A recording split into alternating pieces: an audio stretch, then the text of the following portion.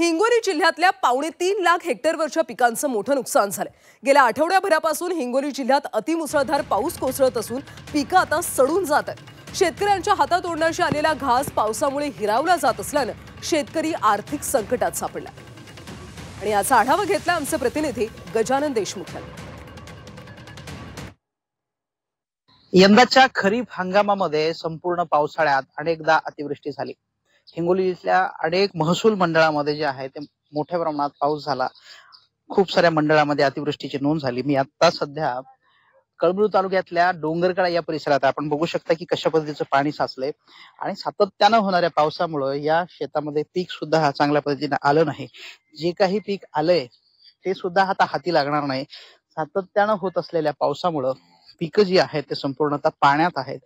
थोडे दिवस उघडतं आणि पुन्हा पाऊस धो पडतं आणि पुन्हा हा पाऊस सगळी पिकं जी आहेत ते पाण्यात जातात। 2 एकर शेत आहे आमचं। इथे लावगडाला आपण आता पुढे माग झालो आम्ही।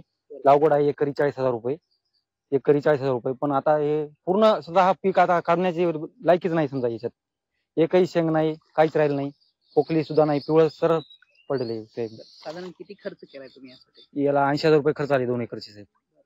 आणि उत्पन्न किती होईल अपेक्षा काय होती? अपेक्षा आता काय आहे, उत्पन्न लाख रुपये होईल असं अपेक्षा होती आम्हाला, पण आता काहीच नाही। व्हिडिओ जर्नलिस्ट गणेशसह गजानन देशमुख, झी मीडिया, डोंगरकडा, हिंगोली।